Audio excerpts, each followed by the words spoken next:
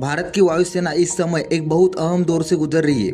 चीन तेजी से अपने एडवांस फाइटर जेट जैसे पांचवी और छठी पीढ़ी के लड़ाकू विमानों की संख्या तेजी से बढ़ा रहा है। वहीं पाकिस्तान भी अब चीन से नए स्टील्थ फाइटर जेट यानी J-35A लेने की तैयारी में है। इन हालातों में भारत को अपनी वायु ताकत और पड़ोसी देशों के बीच साफ अंतर दिखाई दे रहा है। भारत का खुद का एडवांस फाइटर जेट प्रोजेक्ट जिसे AMCA कहा जाता है वो 2030 के बाद ही आ पाएगा।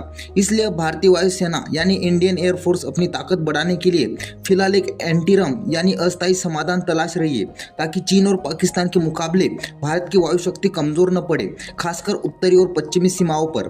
कई भरोसेमंद रिपोर्ट के मुताबिक वायुसेना ने सरकार को सिफारिश की है कि हमें विदेश से पांचवी पीढ़ी के एडवांस लड़ाकू विमान खरीदने चाहिए। वायुसेना चाहती है कम से कम 2 से 3 स्क्वाड्रन यानी करीब 40 से 60 फाइटर जेट खरीदे जाए।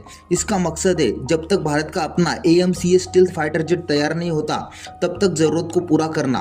इस प्रस्ताव को न सिर्फ वायुसेना ने बल्कि रक्षा सचिव RK सिंह की अध्यक्षता वाली एक समिति ने भी समर्थन दिया है। यह भारत की वायु सुरक्षा के लिए एक रणनीतिक प्राथमिकता मानी जा रही है। इस बहस में 2 बड़े दावेदार सामने आए और इनमें से एक है अमेरिका का F-35 लाइटनिंग II। F-35 को दुनिया का सबसे एडवांस फाइटर जेट माना जाता है। ये पांचवी पीढ़ी का स्टील्थ लड़ाकू विमान है जो रडार पर बेहद मुश्किल से दिखाई देता है। इसकी स्टील्थ क्षमता इतनी जबरदस्त है कि इसकी रडार पर पकड़ सिर्फ एक छोटे से पक्षी जितनी होती है, यानी दुश्मन की नजर तक नहीं पड़ती। F-35 के पास बहुत एडवांस सेंसर और सिस्टम है जो इसे चीन जैसी ताकतों के S-400 जैसे खतरनाक एयर डिफेंस को भी पार करने में सक्षम बनाते हैं। यही वजह है कि इसे दुश्मन के अंदर जाकर हमला करने के लिए परफेक्ट माना जाता है। खास बात यह है कि अमेरिका ने भारत को F-35 देने की इच्छा जताई है। यह सौदा ठीक वैसा ही हो सकता है जैसा भारत ने फ्रांस से राफेल खरीदे थे, लेकिन मामला इतना सीधा नहीं है। F-35 बहुत महंगा है, इसे खरीदना और चलाना दोनों भारी खर्च वाला है।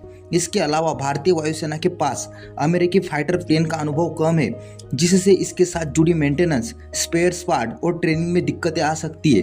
और एक और बात, अब डोनाल्ड ट्रंप अमेरिका के राष्ट्रपति है, तब भारत और अमेरिका के रिश्तों में थोड़ी टेंशन आ रही है। इसका असर F-35 की सप्लाई पर भी पड़ सकता है। लेकिन कुछ एक्सपर्ट मानते हैं कि अगर भारत ये डील करता है तो इससे अमेरिका से भारत के रिश्ते और मजबूत होंगे और भारत को ग्लोबल स्तर पर एक नई रणनीतिक ताकत भी मिलेगी। अब बात करते हैं दूसरे बड़े दावेदार की, रूस का Sukhoi 57 stealth fighter jet. Sukhoi 57 रूस का नया और advance multi role stealth fighter है। मतलब ये विमान दुश्मन के रडार से बचकर हमला करने के साथ साथ कई तरह के मिशन पूरे कर सकता है। रूस ने भारत को जो ऑफर दिया है वो काफी खास है। इसमें शामिल है हिंदुस्तान एरोनॉटिक्स लिमिटेड यानी HAL के साथ मिलकर भारत में इसका निर्माण करना, जरूरी तकनीक को भारत को ट्रांसफर करना, भारतीय हथियार और सिस्टम इसमें फिट करना और सुकोई 30 MKI फ्लीट को अपग्रेड करना।